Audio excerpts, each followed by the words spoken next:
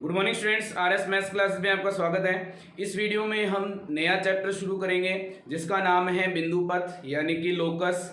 तो इसके लिए हमें पहले ये समझना है कि बिंदु पथ होता क्या है।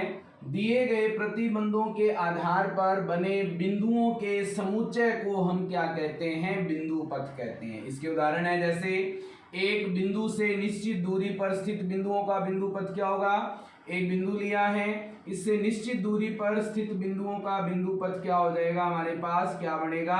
ये बनेगा एक वृत्त। उसके बाद में एक रेखा से समान दूरी पर स्थित बिंदुओं का बिंदु पथ, एक रेखा है हमारे पास, इससे बराबर दूरी पर हमारे पास बिंदुओं का बिंदु पथ ज्ञात करना है। तो हमारे पास एक ऊपर रेखा बनेगी इसके समांतर, एक नीचे रेखा बनेगी इसके समांतर। तो इसका मतलब क्या बनेगा? रेखा के समांतर दो रेखाओं का युग्म होगा।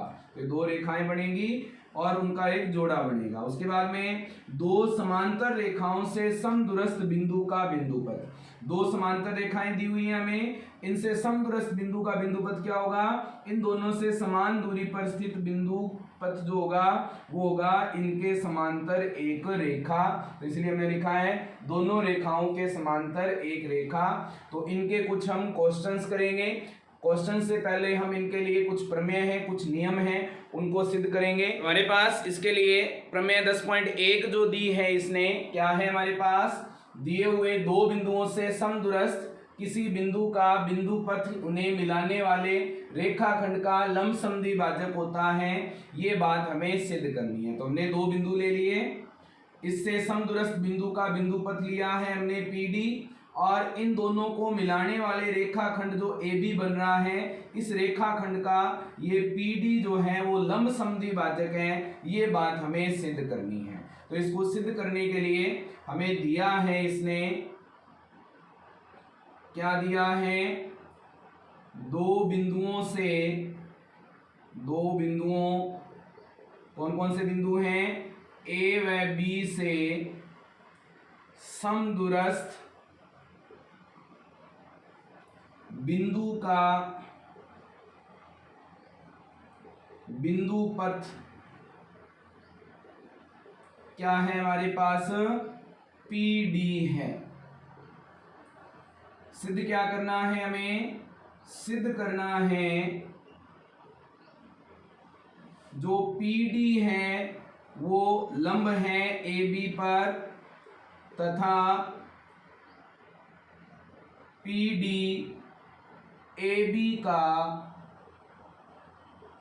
समद्वि भाजक है।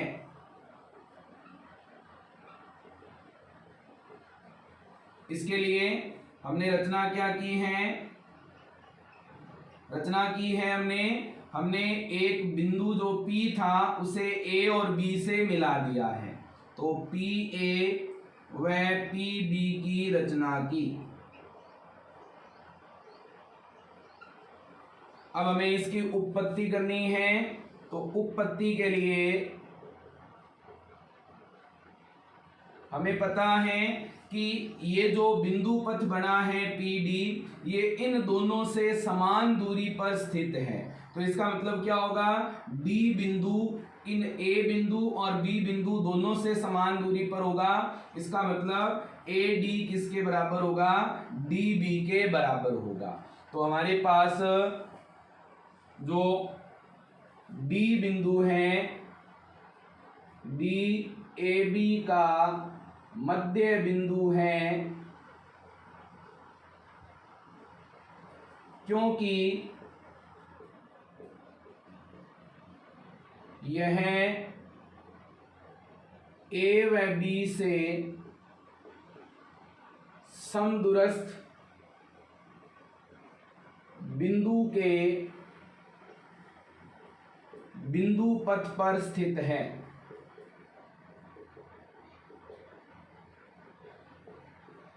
और अगर ये बिंदु पथ पर स्थित है तो ये मध्य बिंदु है, इसका मतलब AD किसके बराबर है? DB के। तो हम लिख सकते हैं AD बराबर है DB के। इसका मतलब PD इस AB को समद्विभाजित तो कर रही है। हम लिख सकते हैं अतः PD AB का समद्विभाजक है। अब ये समद्विभाजक तो सिद्ध हो गया। अब हम अगर ये सिद्ध कर दें कि ये इस पर लंब भी हैं तो ये हमारा जो प्रमेय है वो सिद्ध हो जाएगी। इसके लिए लंब सिद्ध करने के लिए हमें इन दोनों कोणों को 90 डिग्री का सिद्ध करना पड़ेगा। इनको 90 डिग्री सिद्ध करने के लिए हमें इन दोनों को सर्वांग सिद्ध करना है। ये जो हमारे पास दो त्रिभुज बन रहे हैं इन्हें हमें सर्वांग करना है। तो हमारे पास कौन कौन से दो त्रिभुज हैं? PDA त्रिभुज PDA व दूसरा त्रिभुज क्या है? PDB त्रिभुज PDB में इन दोनों में अगर हम देखें तो हमारे पास AD बराबर है हमारे पास DB के, ये अभी हमने सिद्ध किया था। उसके बाद में इसी तरह से PA बराबर होगा किसके? PB के, PA बराबर होगा PB के। इसी प्रकार दो भुजाएं बराबर होगी। अब हमारे पास ये बीच वाली जो भुजा है वो दोनों के लिए कॉमन है, उभयनिष्ठ है, तो हम लिख सकते हैं PD बराबर है PD के, ये है हमारे पास उभयनिष्ठ। अब यहां से तीनों भुजाएं जब बराबर होती हैं किन्हीं दो त्रिभुजों की तो कौन सा नियम लगता है? SSS नियम से दोनों त्रिभुज सर्वांग सम हो जाएंगे। कौन कौन से त्रिभुज? त्रिभुज PDA सर्वांग सम है त्रिभुज PDB के, और अगर ये सर्वांग सम है तो संगत भुजाएं और कोण सभी क्या होते हैं? बराबर। तो हम लिख सकते हैं कि कोण PDA कौन से नियम से? CPCT नियम से कोण PDA बराबर है कोण PDB के। और हमें ये भी पता है कि ये दोनों कोण रैखिक कोण युग्म बन रहे हैं, इसलिए इन दोनों का जोड़ कितना होगा? 180 डिग्री। तो हम लिख सकते हैं कोण PDA प्लस कोण PDB बराबर होगा हमारे पास 180, क्योंकि ये क्या है? रैखिक कोण युग्म है। अब इन दोनों का जोड़ 180 है। हमें पता है कि PDA PDB के बराबर है, तो PDB की जगह हम क्या रख सकते हैं? PDA रख सकते हैं। इसे मैं यहां हल कर रहा हूं तो क्या बन जाएगा? PDA प्लस PDB की जगह भी क्या देगा? PDA बराबर में क्या हो जाएगा? 180 डिग्री। PD और PDA कितने हो जाएंगे? दो कोण PDA बराबर 180। यहाँ से PDA का मान कितना आ जाएगा हमारे पास? 180 बटा में 2 बराबर आ जाएंगे 90 डिग्री। अगर PDA का मान 90 डिग्री है तो PDB का मान भी कितना होगा? 90 डिग्री होगा। इसका मतलब ये इस पर लंब है, तो हम लिख देंगे PD लंब है किस पर? AB पर।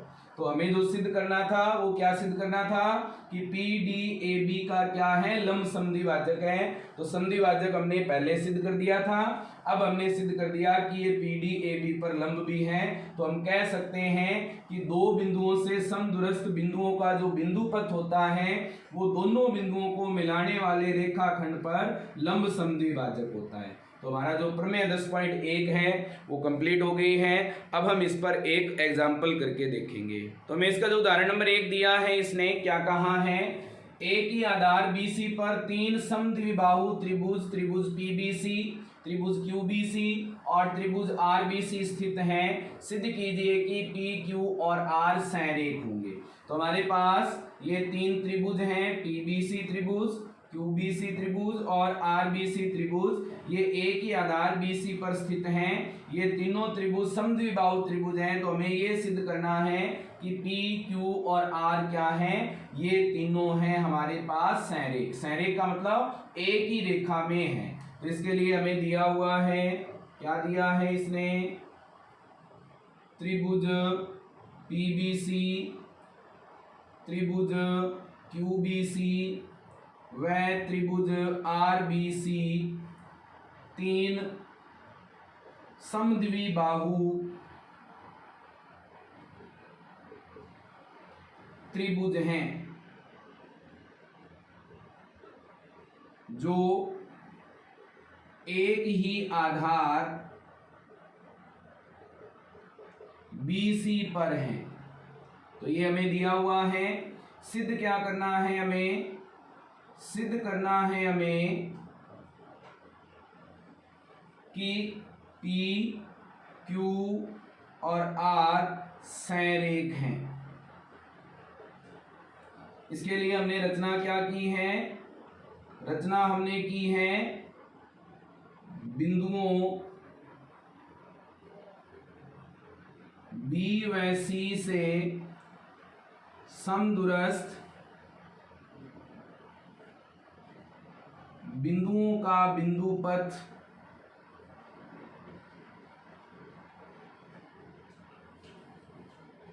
L लिया है। तो ये हमने इसकी रचना कर ली। एक बिंदु पथ ले लिया, B और C से समान दूरी पर स्थित है, वो क्या है? L। अब यहां से हमें इसके लिए उपपत्ति करनी है। तो उपपत्ति में हमें पता है कि त्रिभुज PBC क्या है? एक समद्विबाहु त्रिभुज है, इसलिए PB किसके बराबर होगा? PC के। तो हम लिख देंगे त्रिभुज PBC में PB बराबर है PC के, इसलिए हम लिख सकते हैं कि ये बिंदु P B और C से समदूरस्थ बिंदुओं के बिंदु पथ पर होगा। तो बिंदु P B व C के समदूरस्थ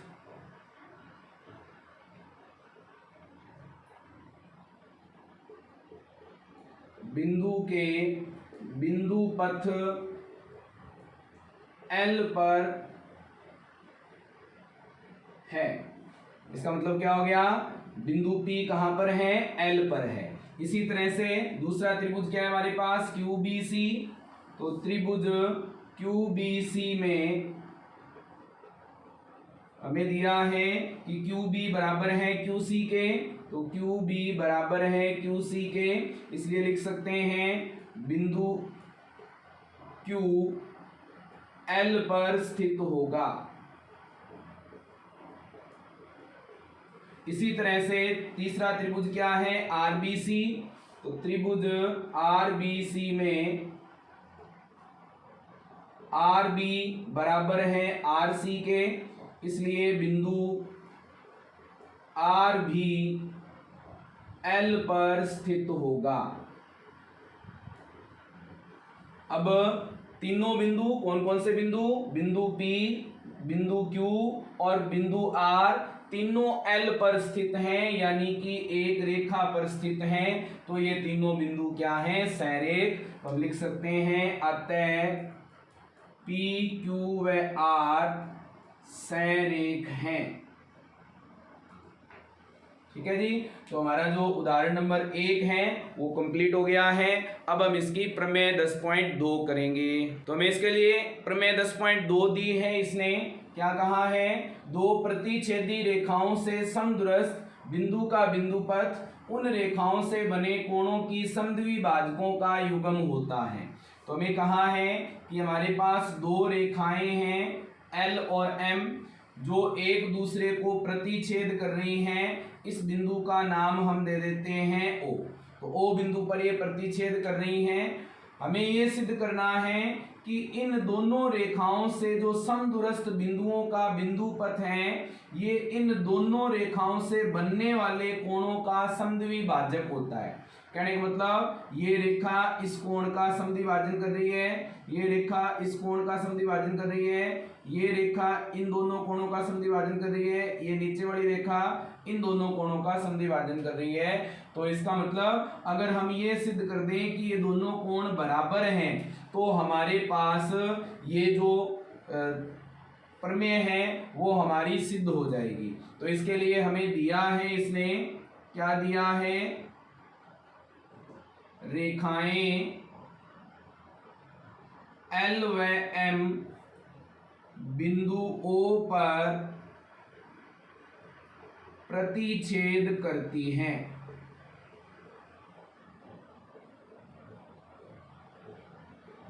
तथा इन दोनों रेखाओं से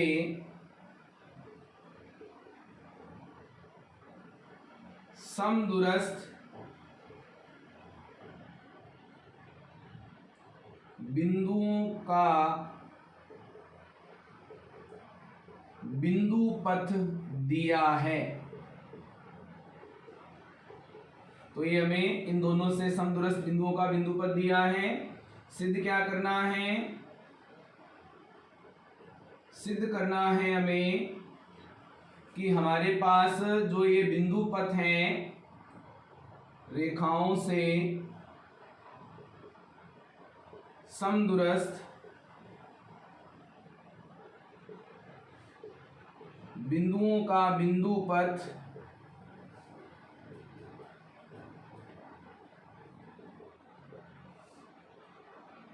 इनसे बनने वाले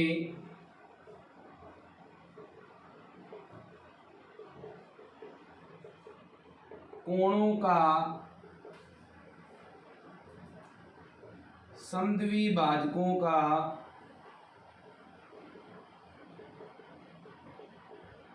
युग्म है। तो ये बात हमें सिद्ध करनी है कि ये जो बिंदुओं का बिंदु पथ है इन कोणों का क्या कर रहे हैं? समद्विभाजन कर रहे हैं और ये दो बिंदु पथ बन रहे हैं, इसलिए ये क्या है? युग्म है, जोड़ा है। इसके बाद में रचना हमने क्या की है? रचना हमने की है PM लंब खींचा है हमने L पर तथा PN लंब खींचा है हमने M पर की रचना की। अब इन दोनों कोणों को बराबर सिद्ध करना है तो इन दोनों त्रिभुजों को हमें क्या करना पड़ेगा? सर्वांगसम सिद्ध करना पड़ेगा। तो सर्वांगसम सिद्ध करेंगे इन दोनों को। इसके लिए हमारे पास उपपत्ति बनेगी। दो त्रिभुज हैं, कौन कौन से? पहला त्रिभुज है PNO, त्रिभुज PNO व दूसरा त्रिभुज है PMO। त्रिभुज PMO में इन दोनों में अगर हम देखें तो हमारे पास कोण N और कोण M दोनों कितने डिग्री के हैं? 90 डिग्री के। तो कोण M बराबर है कोण M के, क्योंकि दोनों का मान क्या है? 90 डिग्री। और हमें पता है कि जिन त्रिभुजों में एक कोण 90 डिग्री का होता है वो त्रिभुज क्या होते हैं? समकोण त्रिभुज। और समकोण त्रिभुजों को सर्वांगसम करने के लिए हम RHS नियम लगा सकते हैं। RHS नियम क्या कहता है कि कोण 90 डिग्री के हैं वो बराबर होंगे, एक उनमें कर्ण बराबर होगा और एक उनकी भुजा बराबर होगी, तो वो दोनों त्रिभुज सर्वांगसम हो जाएंगे। तो 90 डिग्री के सामने वाली भुजा क्या होती है? कर्ण। इधर भी 90 डिग्री के सामने वाली भुजा क्या है? कर्ण, और उसका नाम क्या है? OP। तो दोनों के लिए जो कर्ण है OP वो बराबर है OP के, क्योंकि ये क्या है? उभयनिष्ठ है। उसके बाद में हमारे पास PN बराबर होगा PM के। PN बराबर है PM के। क्यों बराबर है? क्योंकि ये क्या है? इन दोनों रेखाओं से समदूरस्थ बिंदुओं का बिंदु पथ। तो बिंदु P रेखाओं से समदूरस्थ है। अब यहां से कर्ण बराबर हो गया, एक भुजा बराबर होगी, कोण 90 डिग्री का है, तो हम लिख सकते हैं RHS सर्वांग समता से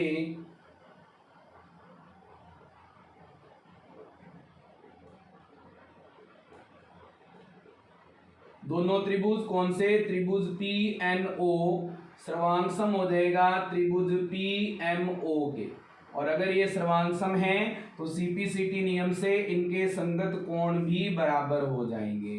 तो CPCT नियम से कोण, कौन से कोण? PON बराबर होगा कोण POM के।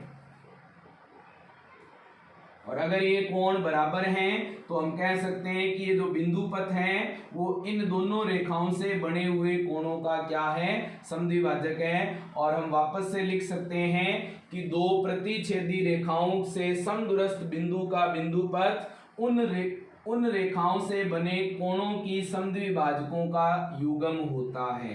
तो हमारी जो प्रमेय 10.2 है वो सिद्ध हो गई है।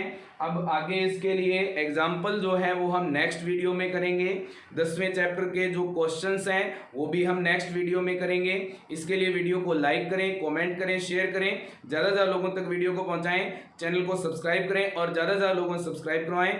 Thank you students.